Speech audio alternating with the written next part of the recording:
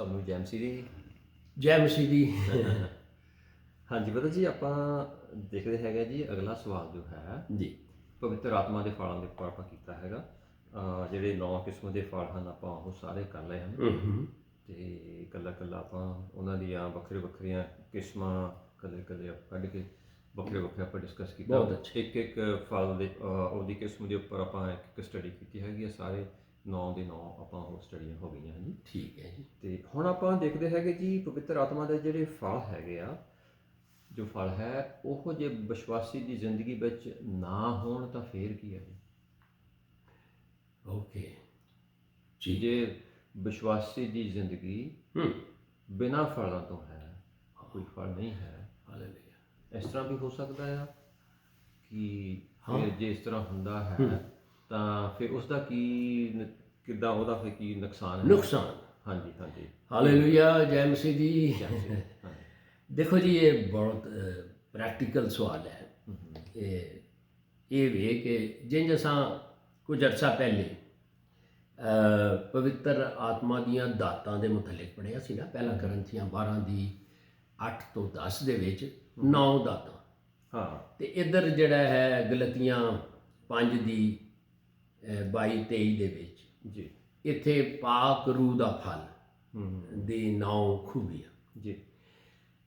ਜੇ ਪਵਿੱਤਰ ਆਤਮਾ ਦੀਆਂ ਦਾਤਾਂ ਸਾਡੇ 'ਚ ਕੰਮ ਕਰਨ ਡੀਆਂ ਨੇ ਅਤੇ ਇਹ ਫਲ ਨਹੀਂ ਗਾ।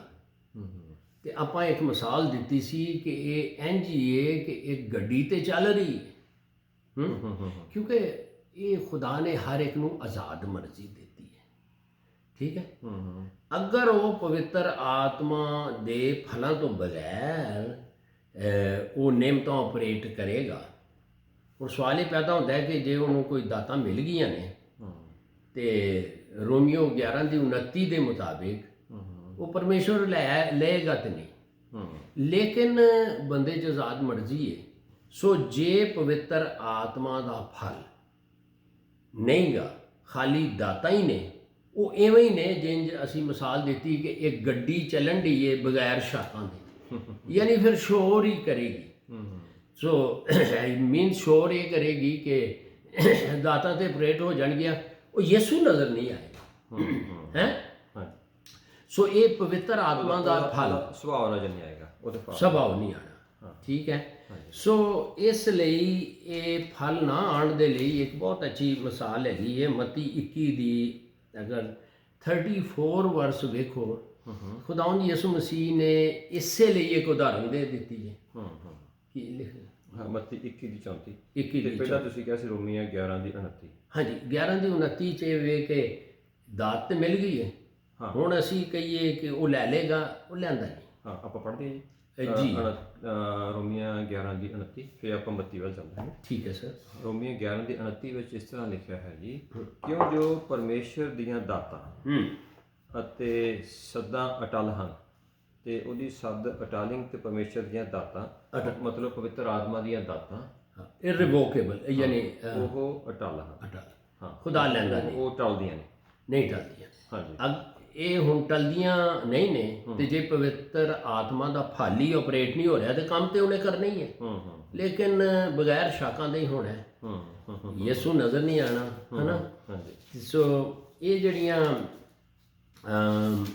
ਦਾਤਾਂ ਨੇ, ਇਹਦੇ ਥਾਈਂ ਤੇ ਅਸੀਂ ਯਿਸੂ ਨੂੰ ਜ਼ਾਹਿਰ ਕਰਨੇ ਹੈ ਨਾ, ਸੌਰੀ ਫਲ ਦੇ ਥਾਈਂ। ਠੀਕ ਹੈ। ਹਾਂਜੀ। ਸੋ ਉਹ ਦੂਸਰੀ ਵਰਸੀ ਖੁਦਾ ਨੂੰ ਯਿਸੂ। ਪਹਿਲਾਂ ਆਪਾਂ ਦਾਤਾਂ ਪੜ੍ਹੀ ਦੇਈਏ ਤਾਂ ਕਿ ਸੁਣਨ ਵਾਲਾ ਨੂੰ ਕਲੀਅਰ ਹੋ ਜਾਏ ਜੀ। ਪਹਿਲਾਂ ਗ੍ਰੰਥੀਆਂ ਤੁਸੀਂ 12 ਦੀ ਆਪਾਂ 8 ਤੋਂ 10। 8 ਤੋਂ 10 ਜੀ। ਦਾਤਾਂ ਵੀ ਆਪਾਂ ਉਹ ਫਲ ਤਾਂ ਆਪਾਂ ਦੇਖ ਲਏ ਹੈਗੇ ਜੀ, ਅਤੇ ਆਪਾਂ ਦਾਤਾਂ ਵੀ ਇੱਕ ਵਾਰੀ ਤਾਂ ਵੈਸੇ ਸਾਰਿਆਂ ਨੂੰ ਪਤਾ ਹੀ ਹੋਏਗਾ ਜੀ, ਪਰ ਫਿਰ ਵੀ ਇੱਕ ਵਾਰੀ ਦਾਤਾਂ ਦਾ ਵੀ ਪੜ੍ਹ ਜਾਂਦੇ ਹਾਂ ਜੀ।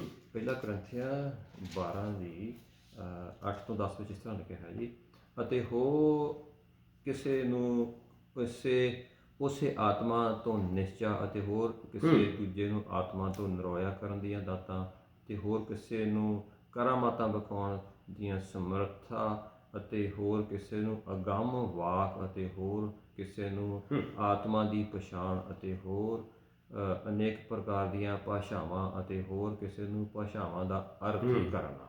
ਹਾਂਜੀ। ਤੇ ਇਹ ਜਿਹੜੀਆਂ ਆਪਣੀਆਂ ਜਿਹੜੀਆਂ ਦਾਤਾਂ ਹਨ, ਹਾਂਜੀ।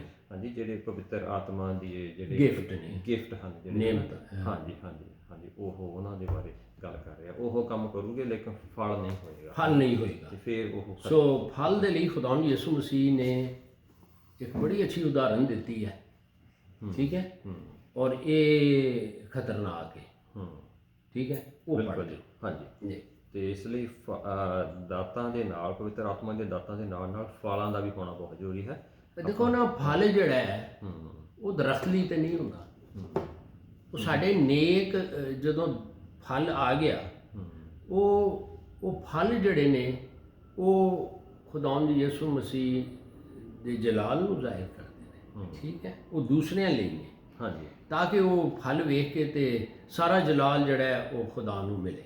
ਹਾਂ, ਤੇ ਜੇ ਅਸੀਂ ਫਲ ਲਾ ਕੇ ਮਿੱਠਾ ਮਿੱਠਾ ਆਪੇ, ਇਹ ਜਿਹੜਾ ਹੈ ਇਹ ਖੁਦਾ ਦੀ ਨਜ਼ਰ ਵਿੱਚ ਜਿਹੜਾ ਹੈ ਨਾ, ਇਹ ਇਨਸਲਟਿੰਗ ਗੱਲ ਹੁੰਦੀ ਹੈ ਕਿ ਭਾਈ ਤੇਰੇ 'ਚ ਗਿਫਟ ਤੇ ਆਪਰੇਟ ਹੋ ਰਹੇ ਨੇ, ਫਲ ਕੋਈ ਨਹੀਂ।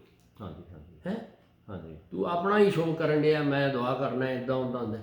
ਫਲ ਜਿਹੜੇ ਧੀਰਜ, ਇਹ ਜਿਹੜੇ ਅਸੀਂ ਪੜ੍ਹੇ ਨੇ, ਹਾਂਜੀ ਹਾਂਜੀ, ਉਹਦੇ ਇਹਨਾਂ ਨਾਲ ਖੁਦਾ ਦਾ ਜਲਾਲ ਜ਼ਾਹਿਰ ਹੁੰਦਾ ਹੈ। ਸਰ ਇੱਥੇ ਕੀ ਹੈ? ਬਿਲਕੁਲ ਜੋ ਲਿਖਿਆ ਹੈ ਜੀ ਦਬ ਜੀ, ਵੀ ਜਿਹੜਾ ਦਰਖਤ ਫਲ ਨਹੀਂ ਦਿੰਦਾ ਉਹ ਕੱਟਿਆ ਜਾਏਗਾ ਤੇ ਅੱਗ ਵਿੱਚ ਸੁੱਟਿਆ ਯਾ ਜਾਏਗਾ, ਹੈ ਨਾ। ਹਾਂਜੀ ਪਹਿਲਾ ਕਰੰਥੀਆਂ 15 ਦੇ ਵਿੱਚ ਹਾਂਜੀ ਹਾਂਜੀ, ਦੂਸਰੀ ਆਇਤ 'ਚ, ਫਿਰ ਨਵੀਂ ਆਇਤ ਵੀ ਬੜੀ ਜ਼ਰੂਰੀ ਹੈ। ਪਹਿਲਾ ਤੁਸੀਂ ਜਾ ਕੇ ਪਹਿਲਾ ਗ੍ਰੰਥੀਆਂ 15 ਦੀ 2 15 ਦੀ ਤੋਂ ਉਹ ਯਿਸੂ ਤੇ ਨਵੀਂ ਤੇ ਪਹਿਲਾ ਗ੍ਰੰਥ 15 ਦੀ 9 ਉਹ ਯਿਸੂ ਨੇ ਵੀ ਕਿਹਾ ਜੀ। ਜੀ, ਉਹ ਇਹ ਦੇਖੋ ਨਾ, ਕਿਹੜਾ? ਇਹ ਮਤੀ ਦਾ, ਹਾਂ, ਮੱਤੀ 21 ਦਾ ਹਾਂ 34, ਹਾਂ, ਹਾਂ ਦੇਖੋ ਤਾਂ ਜੀ, ਠੀਕ ਹੈ, ਕੁਝ 34, ਹਾਂਜੀ ਹਾਂਜੀ, ਇਹ ਜੀ ਮਤੀ ਦੇਖੋ ਤੁਸੀਂ, ਹਾਂ 21 ਦਾ 34 ਵਿੱਚ ਲਿਖਿਆ ਹੈ, ਜਦ ਫਲਾਂ ਦੀ ਰੁੱਤ ਨੇੜੇ ਆਈ ਤਾਂ ਉਹਨੇ ਆਪਣੇ ਚਾਕਰ ਮਾਲੀਆਂ ਦੇ ਕੋਲ ਆਪਣੇ ਫਲ ਲੈਣ ਲਈ ਕਲਿਆ, ਹਾਂਜੀ ਹਾਂਜੀ, ਠੀਕ ਹੈ। ਹਾਂਜੀ ਹਾਂਜੀ, ਅੱਗੇ ਇਹਦਾ ਰਿਜ਼ਲਟ ਵੇਖਿਓ ਕੀ ਹੈ। ਹਾਂਜੀ ਹਾਂਜੀ, ਫਿਰ ਕੀ ਹੁੰਦਾ, ਥੋੜ੍ਹਾ ਜਿਹਾ ਪੜ੍ਹੀ ਦਿਓ। ਅਤੇ ਮਾਲੀਆ ਨੇ ਉਹਦੇ ਚਾਕਰ ਨੂੰ ਫੜ ਕੇ ਕਿਸੇ ਨੂੰ ਕੁੱਟਿਆ ਤੇ ਕਿਸੇ ਨੂੰ ਮਾਰ ਸੁੱਟਿਆ ਅਤੇ ਕਿਸੇ ਨੂੰ ਪਥਰਾਓ ਕੀਤਾ। ਇਹਦਾ ਮਤਲਬ ਇਹ ਯਿਸੂ ਕਹਿ ਰਹੇ ਨੇ ਕਿ ਫਲਾਂ ਦਾ ਵੀ ਹਿਸਾਬ ਦੇਣਾ ਪੈਣਾ ਹੈ। ਹਾਂ, ਠੀਕ ਹੈ, ਹਾਂਜੀ ਹਾਂਜੀ, ਤੇ ਇਹ ਗੱਲ ਤੇ ਬੜੀ ਵਧੀਆ ਹੈਗੀ ਹੈ। ਹਾਂਜੀ ਹਾਂਜੀ, ਤੇ ਇਹ ਹੁਣ ਚੂੰਕਿ ਇਹ ਜਦੋਂ ਹੀ ਅਸੀਂ ਪ੍ਰਭੂ ਯਿਸੂ ਮਸੀਹ ਨੂੰ ਆਪਣਾ ਮੁਕਤੀਦਾਤਾ ਗ੍ਰਹਿਣ ਕੀਤਾ ਹੈ, ਹਾਂ, ਇਹ ਬੀਜ ਬੋਇਆ ਗਿਆ ਹੈ, ਠੀਕ ਹੈ। ਇਹ ਹੋਸੀਆ 14 ਦੀ 8 ਦੇ ਮੁਤਾਬਿਕ ਕਿ ਭਈ ਮੈਂ ਉਸੇ ਤੋਂ ਮਤਲਬ ਹੈ ਕਿ ਬੀਜ ਉਹਦਾ ਹੀ ਹੈ। ਇਹ ਥੋੜ੍ਹਾ ਜਿਹਾ ਪੜ੍ਹ ਦਿਓ, ਠੀਕ ਹੈ। 8 ਦੀ 4, ਆਹੋ, ਯਾਨੀ ਕਿ ਉਹ ਸੋਰਸ ਹੋਈ ਹੈ, ਠੀਕ ਹੈ, ਹਾਂਜੀ ਹਾਂਜੀ, ਖੁਦਾਵੰਦ ਦੀ ਹੈ। ਹਾਂਜੀ, ਫਿਰ ਜਿਹੜਾ ਪਹਿਲਾ ਕਰੰਥੀਆਂ 15 ਦੀ ਦੂਸਰੀ ਤੇ ਨੌਵੀਂ ਪਹਿਲਾ ਇਹ ਸਾਨੂੰ ਉਹਦੇ ਮੁਤਾਬਿਕ ਬਿਆਨ ਕਰ ਦੇਗੀ, ਠੀਕ ਹੈ ਜੀ। ਹਾਂਜੀ, ਸੋ ਹੋਸੀਆ 4 ਦੀ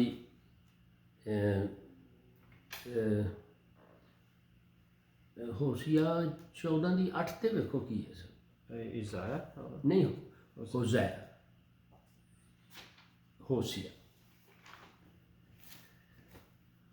ਹਾਲੇਲੂਇਆ ਜੀ, ਹਾਲੇਲੂਇਆ, ਹਾਂਜੀ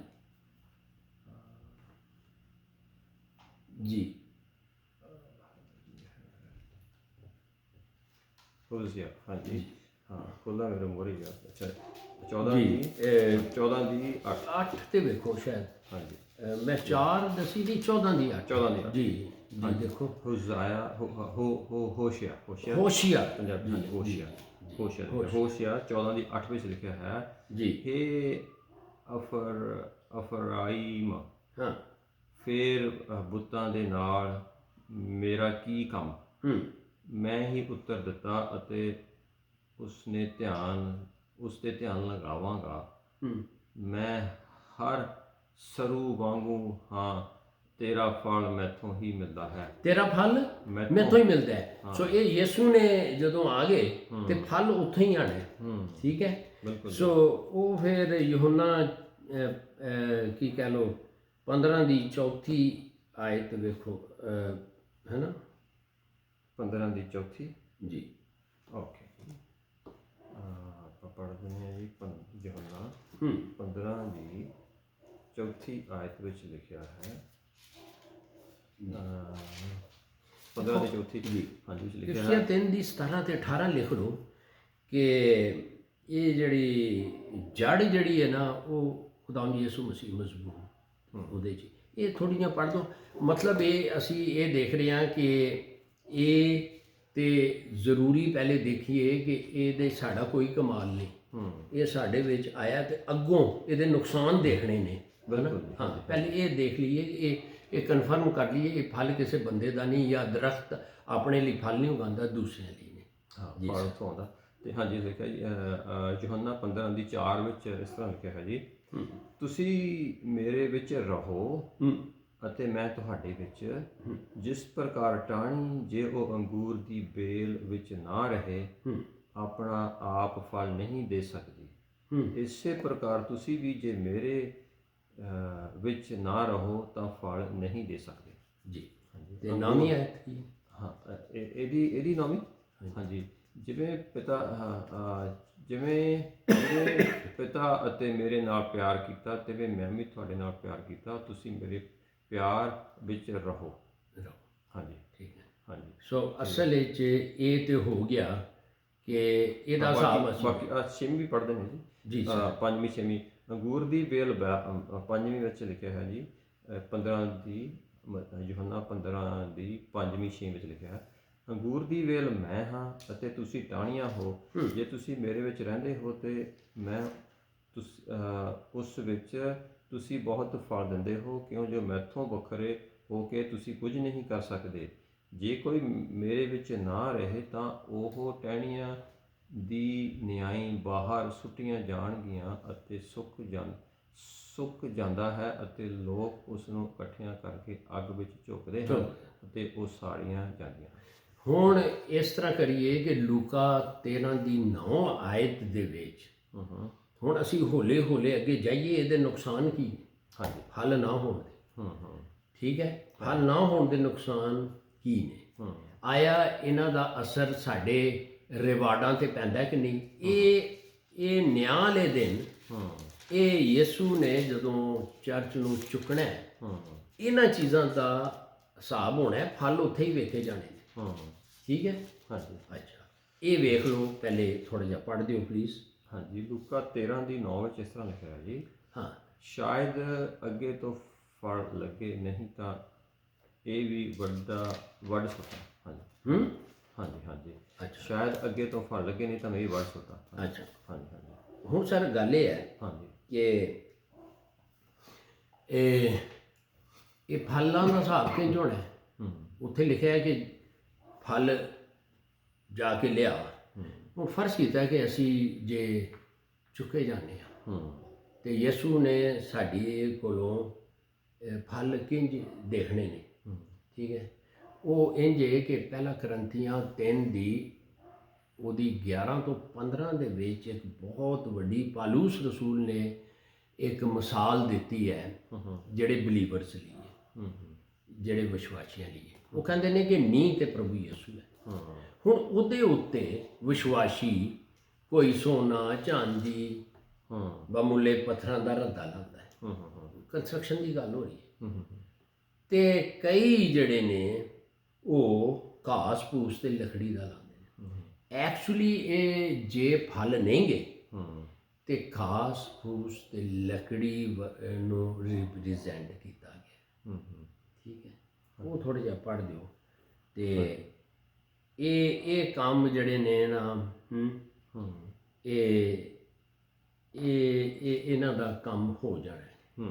ਠੀਕ ਹੈ, ਹਾਂਜੀ, ਇਹਦਾ ਦੇਖ ਲਓ। ਹਾਂਜੀ, ਪਹਿਲਾ ਕਰੰਥੀਆਂ 3 ਦੀ 11 ਤੋਂ 15 ਵਿੱਚ ਇਸ ਤਰ੍ਹਾਂ ਲਿਖਿਆ ਹੈ ਜੀ, ਕਿਉਂ ਜੋ ਉਸ ਨੀਂਹ ਤੋਂ ਬਿਨਾਂ ਜੋ ਰੱਖੀ ਹੋਈ ਹੈ ਦੂਜਾ ਕੋਈ ਨਹੀਂ ਰੱਖ ਸਕਦਾ ਜੀ, ਅਤੇ ਉਹ ਯਿਸੂ ਮਸੀਹ ਹੈ।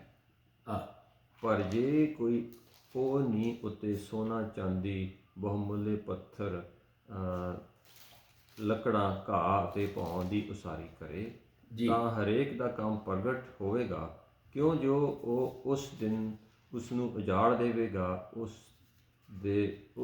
ਇਸ ਲਈ ਜੋ ਉਹ ਅੱਗ ਨਾਲ ਪ੍ਰਕਾਸ਼ ਹੋਏ ਅਤੇ ਆਪੇ ਹਰੇਕ ਦਾ ਕੰਮ ਪਰਖ ਦੇਵੇਗੀ ਕਿ ਕਿਸ ਪ੍ਰਕਾਰ ਦਾ ਹੈ।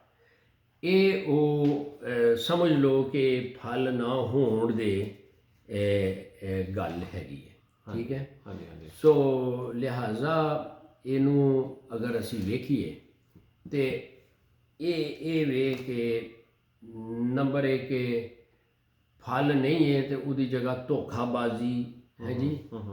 ਇਹ ਸਾਰੇ ਜਿਹੜੇ ਕੰਮ ਨੇ ਨਾ ਇਹਨਾਂ ਨੂੰ ਸੜਨ ਵਾਲੇ ਕੰਮਾਂ ਤੋਂ ਤਸ਼ਬੀਹ ਦਿੱਤੀ ਗਈ ਹੈ, ਠੀਕ ਹੈ। ਹਰ ਕਿਸਮ ਦੀ, ਕਿਉਂਕਿ ਫਲ ਨਹੀਂ ਨੇ ਤੇ ਫਿਰ ਕੰਡੇ ਤੇ ਊਂਠ ਕਟਾਰੇ ਨੇ।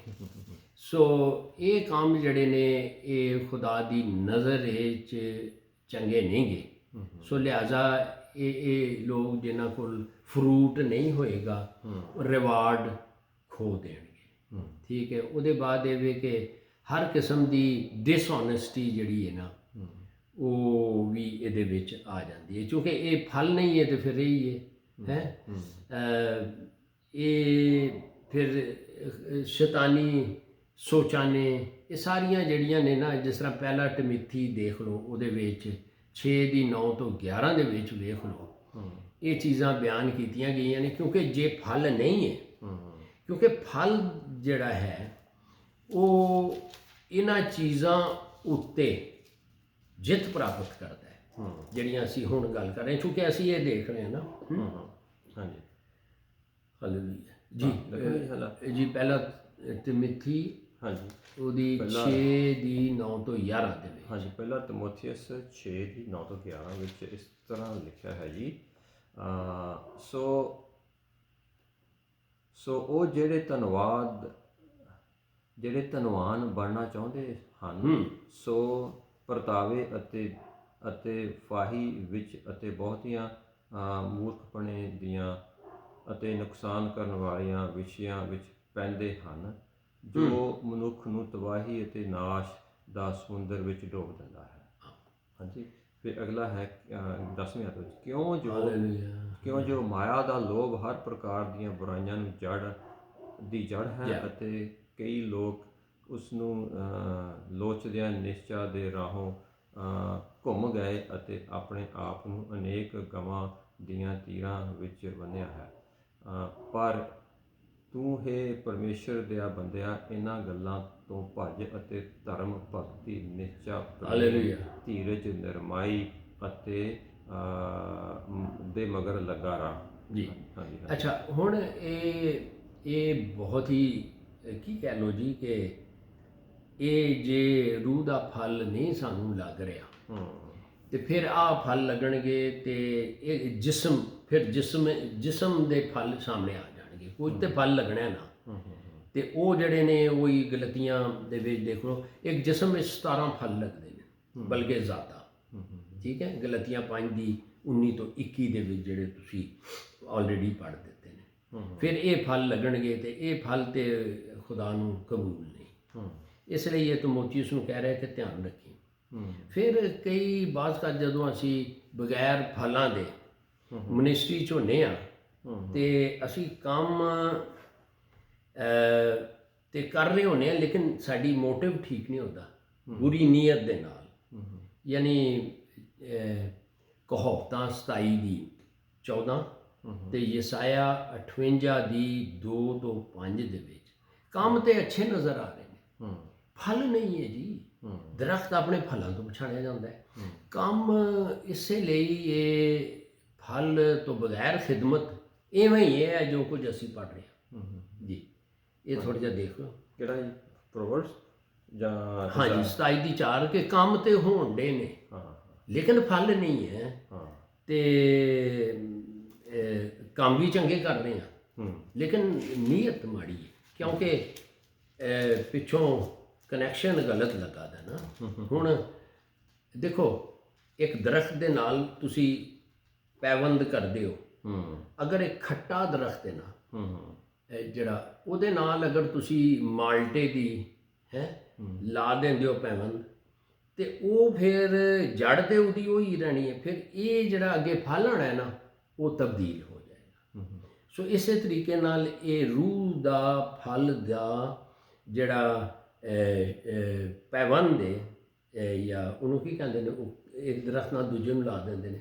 ਗ੍ਰਾਫਟ ਕਰਨਾ ਜਾਂ ਗ੍ਰਾਫਟ। ਜਾਂ ਪੇਂਦ ਲਗਾ ਦੇਣਾ। ਹਾਂ, ਇਹ ਰੂਹ ਦਾ ਫਲ ਸਾਡੇ ਵਿੱਚ ਜਦੋਂ ਗ੍ਰਾਫਟ ਹੋ ਜਾਂਦਾ ਹੈ ਨਾ, ਤੇ ਫਿਰ ਸਾਡੇ ਨੇਚਰ ਤਬਦੀਲ ਹੁੰਦੀ। ਲੋਕ ਕਹਿੰਦੇ ਨੇ ਯਾਰ ਇਹ ਮਿੱਠਾ ਹੈ ਪਿੱਛੋਂ ਜੜ ਖੱਟੀ ਹੈ ਨਾ। ਸੋ ਇਸ ਲਈ ਇਹ ਵੀ ਦੇਖ ਲਓ ਕਿ ਕੰਮ ਤੇ ਚੰਗੇ ਸ਼ੋਅ ਕਰ ਰਹੇ ਆ ਪਰ ਖੱਟੇ ਨੇ। ਅੰਬ ਬੜੇ ਸੋਹਣੇ ਨੇ ਯਾਰ, ਖਾਣ ਤੇ ਬੜਾ ਦਿਲ ਹੈ, ਜਦੋਂ ਯਾਰ ਇਹ ਤਾਂ ਬੜਾ ਖੱਟਾ ਹੈ। ਠੀਕ ਹੈ, ਇਸੇ ਲਈ ਇਹ ਪ੍ਰੋਵਰਬਸ 27:14 ਤੇ ਯਸਾਇਆ 58 ਚ ਵੀ ਰੋਜ਼ਾ ਤੇ ਰੱਖਣ ਦੇ ਨੇ, ਲੇਕਿਨ ਮਕਸਦ ਠੀਕ ਨਹੀਂ, ਦਿਖਾਵੇ ਨਹੀਂ, ਹੈ ਨਾ। ਸੋ ਇਸੇ ਤਰੀਕੇ ਨਾਲ ਇਹ ਬਹੁਤ ਜ਼ਰੂਰੀ। ਹਾਂਜੀ, ਪੜ੍ਹਦੇ ਜੀ। ਜੀ।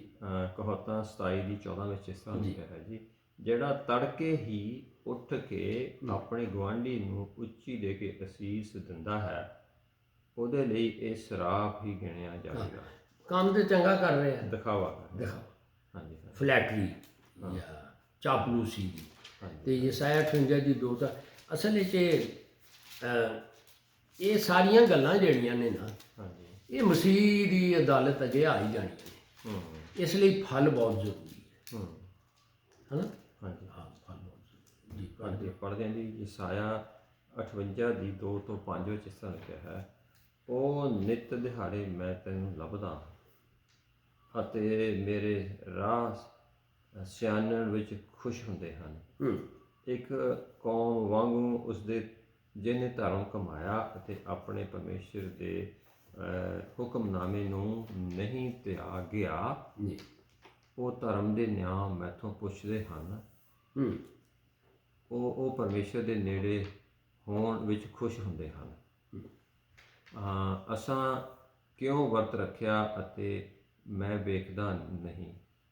ਅਸਾਂ ਕਿਉਂ ਆਪਣੇ ਜਾਨਾਂ ਨੂੰ ਦੁੱਖ ਦਿੱਤਾ ਅਤੇ ਤੂੰ ਖਿਆਲ ਨਹੀਂ ਕਰਦਾ? ਵੇਖ, ਵਰਤ ਦੇ ਦਿਨ ਤੁਸੀਂ ਆਪਣੀ ਖੁਸ਼ੀ ਲੱਭਦੇ ਹੋ ਅਤੇ ਆਪਣੇ ਸਾਰੇ ਕਾਮਿਆਂ ਨੂੰ ਤੱਕੀ ਫਿਰਦੇ ਹੋ। ਵੇਖ, ਤੁਸੀਂ ਝਗੜੇ ਰਗੜੇ ਅਤੇ ਬੁਰਾਈ ਦੇ ਹੂਰੇ ਮਾਰਨ ਲਈ ਵਰਤ ਰੱਖਦੇ ਹੋ। ਅੱਜ ਜਿਹੇ ਵਰਤ ਰੱਖਣ ਨਾਲ ਤੁਸੀਂ ਆਪਣੀ ਵਰਤ ਰੱਖਣ ਨਾਲ ਤੁਸੀਂ ਆਪਣੀ ਆਵਾਜ਼ ਉਚਾਈਆਂ ਤੋਂ ਨਹੀਂ ਸੁਣਾਓਗੇ। ਭਲਾ ਇਹ ਇਹੋ ਜਿਹਾ ਵਰਤ ਹੈ ਜਿਸ ਨੂੰ ਮੈਂ ਚੁਣਾ, ਇੱਕ ਦਿਨ ਜਿਹਦੇ ਵਿੱਚ ਆਦਮੀ ਆਪਣੀ ਜਾਨ ਨੂੰ ਦੁੱਖ ਦੇਵੇ। ਭਲਾ ਉਹ ਕਾਨੇ ਵਾਂਗੂ ਆਪਣਾ ਸਿਰ ਝੁਕਾਵੇ ਅਤੇ ਤੱਪੜ ਅਤੇ ਸੁਆਹ ਵਿਛਾਵੇ। ਹਾਂਜੀ, ਭਲਾ ਮੈਂ ਉਸ ਨੂੰ ਵਰਤ ਆਖਾਂਗਾ, ਇੱਕ ਦਿਨ ਜਿਹੜਾ ਯਹੋਵਾ ਨੂੰ ਭਾਵੇ। ਗੱਲ ਇਹ ਹੈ ਦਿਖਾਵੇ ਦੀ। ਇਹ ਫਿਰ ਗੱਲ ਇਹ ਵੇ ਕਿ ਜੇ ਅਸੀਂ, ਇਸ ਲਈ ਇਹ ਜ਼ਰੂਰੀ ਹੈ ਕਿ ਪਾਕ ਰੂਹ ਦੀਆਂ ਦਾਤਾਂ ਗਿਫਟ ਦੇ ਨਾਲ ਇਹ ਫਰੂਟ ਦਾ ਹੋਣਾ ਬੜਾ ਜ਼ਰੂਰੀ ਹੈ। ਵਰਨਾ ਕੰਮ ਤੇ ਉਹ ਵੀ ਕਰ ਰਹੇ ਨੇ ਪਰ ਮੋਟਿਵ ਗਲਤ ਹੋ ਗਿਆ। ਸੋ ਇਸ ਲਈ ਇਹਦਾ ਇਹ ਵੇ ਕਿ ਬਸ ਸਾਡੇ ਟੁਰਦਿਆਂ ਫਿਰਦਿਆਂ ਸਾਡੀ ਜ਼ਿੰਦਗੀਆਂ ਤੋਂ ਯਿਸੂ ਦਾ ਜਲਾਲ ਜ਼ਾਹਿਰ ਹੋਵੇ, ਹੈ ਨਾ। ਅਤੇ ਫਲ ਬਹੁਤ ਜ਼ਰੂਰੀ। ਅਤੇ ਫਲ ਤਾਂ ਫਿਰ ਤਾਂ ਹੀ ਹੁੰਦਾ ਨਾ ਜੇ ਅਸੀਂ ਆਪਣੇ ਆਪ ਨੂੰ ਪਵਿੱਤਰ ਆਤਮਾ ਦੇ ਹਵਾਲੇ ਕਰੀਏ, ਮਰੀਏ, ਅਤੇ ਫਿਰ ਜਾ ਕੇ ਇਹ ਫਰੂਟ ਹੁੰਦਾ ਹੈ। ਜੇ ਅਸੀਂ ਆਪਣਾ ਸੁਭਾਅ ਜਾਂ ਦੂਜਿਆਂ ਨਾਲ ਅਸੀਂ ਆਪਣਾ, ਮਤਲਬ ਇਹ ਕਿ ਬਹੁਤ ਲੰਮੀ ਲਿਸਟ ਹੈਗੀ ਹੈ, ਅਤੇ ਕਹਿਣ ਦਾ ਮਤਲਬ ਇਹ ਵੇ ਕਿ ਇਹ ਚੀਜ਼ਾਂ ਦਾ ਵੀ ਸਾਨੂੰ ਨਿਆਂ ਵਾਲੇ ਦਿਨ ਹਿਸਾਬ ਦੇਣਾ ਪਏਗਾ ਵੀ ਫਲ ਕਿੱਥੇ ਗਏ ਤੇਰਾ, ਅਤੇ ਫਿਰ ਉਹਦੇ ਮੁਤਾਬਿਕ ਰਿਵਾਰਡ ਮਿਲੇਗਾ ਜਾਂ ਨਹੀਂ ਮਿਲੇਗਾ, ਉਹਦੇ 'ਤੇ ਅਸਰ ਪੈਣਾ। ਠੀਕ ਹੈ, ਬਿਲਕੁਲ। ਹੋਰ ਕੋਈ ਗੱਲ ਇਹਦੇ ਵਿੱਚ? ਇੱਕ ਹੋਰ ਹੈ ਜੀ, ਜਾਂ ਫਿਰ ਵੱਖਰਾ ਟੌਪਿਕ ਬਣਾਉਣਾ ਜਾਂ ਇਹਦੇ ਵਿੱਚ ਹੀ ਰੱਖਣਾ, ਉਹ ਹੈ ਜੀ, ਤੇ ਬਿਨਾਂ ਫਲਾਂ ਤੋਂ ਕੀ ਇਨਸਾਨ ਆਪਣੀ ਮੁਕਤੀ ਖੋ ਸਕਦਾ? ਦੇਖੋ, ਮੁਕਤੀ ਤਾਂ ਨਹੀਂ ਖੋ ਸਕਦਾ। ਜਿਸ ਤਰ੍ਹਾਂ ਪਹਿਲਾ ਕਰੰਥੀਆਂ 3 ਦੀ ਜਿਹੜੀ ਹੈ ਨਾ, ਜਿਹੜੇ 11 ਤੋਂ 15 ਦੇ ਵਿੱਚ, ਅਤੇ 15ਵੀਂ ਆਇਤ ਵਿੱਚ ਇਹ ਹੈ ਕਿ ਭਾਈ ਉਹ ਜਿਨ੍ਹਾਂ ਨੇ ਘਾਸ ਫੂਸ ਅਤੇ ਲੱਕੜੀ ਦੇ ਰੱਦੇ ਲਾਏ, ਅੱਗ ਮੀਨਸ ਨਿਆਂ ਜਜਮੈਂਟ ਆਈ, ਉਹ ਕੰਮ ਤੇ ਸੜ ਗਏ, ਲੇਕਿਨ ਆਪ ਬਚ ਜਾਏਗਾ ਬਚਦਿਆਂ ਸੜਦਿਆਂ ਸੜਦਿਆਂ ਬਚ ਜਾਏਗਾ, ਸੜਦਿਆਂ ਬਚ ਜਾਏਗਾ, ਯਾਨੀ ਕਿ ਉਹ ਰਿਵਾਰਡ ਉਹਨੂੰ ਨਹੀਂ ਮਿਲੇਗਾ ਹੈ। ਰਿਵਾਰਡ ਦਾ ਮਿਲਣਾ ਜਾਂ ਖੋ ਦੇਣਾ ਇਹ ਉਹਦੇ ਤੱਕ, ਠੀਕ ਹੈ। ਉਹ ਇਹ ਨਹੀਂ ਹੋ ਸਕਦਾ ਕਿ ਉਹ ਇਹਦੇ 'ਚ ਵੀ ਇਹ ਬੜਾ ਗਹਿਰਾ ਸਵਾਲ ਕਰ ਦਿੱਤਾ ਹੈ, ਲੇਕਿਨ ਫਲ ਨਾ ਹੋਣ ਦੀ ਵਜ੍ਹਾ ਨਾਲ ਰਿਵਾਰਡ ਇੱਥੇ ਇਹਦੇ ਨਾਲ ਹੀ ਦੇਖ ਲਈਏ, ਕਈਆਂ ਸੋਨੇ ਚਾਂਦੀ ਤੇ ਬਮੂਲੇ ਪੱਥਰਾਂ ਦਾ ਰੱਦਾ ਲਾਇਆ, ਇਹ ਉਹਨਾਂ ਦੇ ਕੰਮ ਨੇ, ਬਲੀਵਰਸ ਦੇ ਕੰਮ ਨੇ। ਅੱਛਾ, ਬੜੇ ਮਜ਼ੇ ਦੀ ਗੱਲ ਜੇ ਕਿ ਇਹ ਜਿਹੜੇ ਕੰਮਾਂ ਦੇ ਨਾਲ ਹੀ, ਇਹਨਾਂ ਫਰੂਟਸ ਦੇ ਨਾਲ ਹੀ ਸਾਡੇ ਉਹ ਦੁਲਹਨ ਦੇ ਲਿਬਾਸ ਬਣਨੇ ਨੇ, ਠੀਕ ਹੈ ਨਾ। ਉਹ ਇਹ ਬਹੁਤ ਜ਼ਰੂਰੀ ਹੈ। ਪ੍ਰਕਾਸ਼ ਦੀ ਪੋਥੀ 19 ਦੀ 17 ਆਇਤ ਤੇ ਵੇਖੋ, ਮਤਲਬ ਇਹ ਤੇ ਨਾਲ ਹੀ ਜਾਣੇ ਜੇ, ਇਸ ਲਈ ਭਾਈ ਇਹ ਫਰੂਟ ਹੋਣਾ ਚਾਹੀਦਾ ਹੈ ਨਾ। ਹਾਂ, ਫਰੂਟ ਬਈ ਬੜਾ ਜ਼ਰੂਰੀ ਜੇ, ਵਰਨਾ ਉਹ ਡਰੈਸ ਜਿਹੜੇ ਨੇ ਨਾ ਬਗੈਰ ਹੀਰੇ ਜਵਾਹਰਾਤ ਦੇ ਬਣ ਜਾਣੇ ਜੇ ਹੈ। ਇਸ ਲਈ ਇਹ ਜੀ ਕੱਢ ਲਿਆ ਸਰ। ਹਾਂਜੀ ਹਾਂਜੀ, ਰੈਵਲੇਸ਼ਨ 19 ਦੀ 7 ਤੇ 8 ਆਇਤ ਪੜ੍ਹ ਦਿਓ। ਸੌਰੀ, ਮੈਂ ਕੀ ਦੱਸਿਆ?